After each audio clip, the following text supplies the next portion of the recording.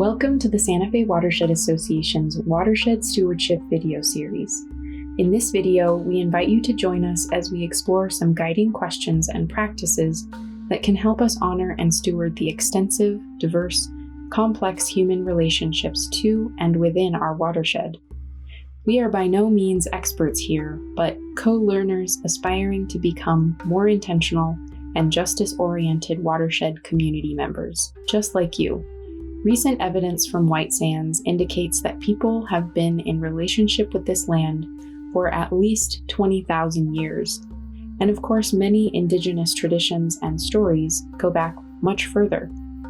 In that very long history, so much has changed, climatically, ecologically, and culturally. While it's impossible to know the complete history of human relationship with the Santa Fe River watershed, a helpful start is bringing to mind that the land and water here are sacred and have been sacred to people for millennia. The past, present, and future of the Santa Fe River and its watershed is inextricably linked to the past, present, and future of Indigenous people, the original stewards of this land, especially the Tewa-speaking Pueblos, the Keres-speaking Pueblos, and the Apache, as well as the Tewa and Towa-speaking Pueblos and the Diné. What today is often known as the city of Santa Fe is known in Tewa as Ogapoge Owinge, and in Keres as Hashuk. The majority of land in the Santa Fe River watershed is unceded Tewa and Keres land, and the 500-year legacy of numerous waves of European and American colonialism remain etched into the landscape and our cultural relationships. In the present, we at the Santa Fe Watershed Association aspire to acknowledge the trauma and upheaval of the past and present, and actively work to cultivate and support healing relationships to the watershed, the earth, and each other in the present and future.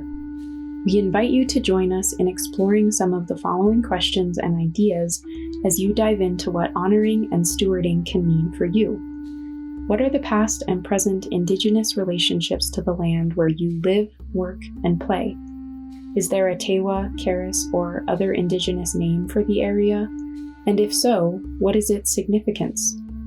What future Indigenous relationships can you imagine? Even if you can't find exact information yet, how can you practice reverence for the land in a way that honors its complex and sacred history? What are the past and present Hispanic, Latinx, and Chicanx relationships to the land you steward?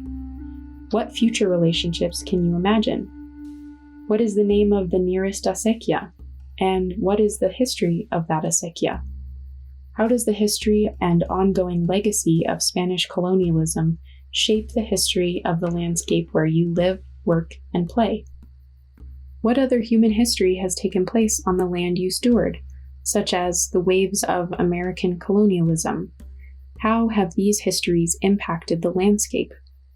How are modern socio-political issues such as urban development and zoning, population growth, migration, and water use related to other layers of history? How are such issues observable in the landscape itself? What is your personal history in and relationship with this place? And how can you explore that in a way that honors the past and informs your stewardship approaches in the present and future? As we continue to explore these questions, we also are working to pair them with practices such as the following, and invite you to join us. Center Indigenous voices in narratives and policy making. Build genuine and respectful relationships. Read, watch, and listen to Indigenous scholars, elders, artists, activists, and community members. Donate to Indigenous organizations and causes. Think about how your actions, such as water use, shopping, and voting, fit into histories of colonialism and exploitation, and how you can shift these actions towards healing and justice. As one step further, we invite you to explore these questions and practices in the context of widening circles. How do your local observations and actions connect with other parts of the watershed? How do they fit into the trajectory of human and ecological history at various scales? How are your local actions related to local, regional, and even international environmental and political phenomena? Honoring the cultural landscapes of our watershed is an important way to remember that we're all connected, that our actions and mindsets matter, and that even in a wide world with daunting problems, we can make a difference. Check out the links in the video description and feel free to reach out to the Santa Fe Watershed Association for additional resources and information. Thanks for watching. See you around the watershed.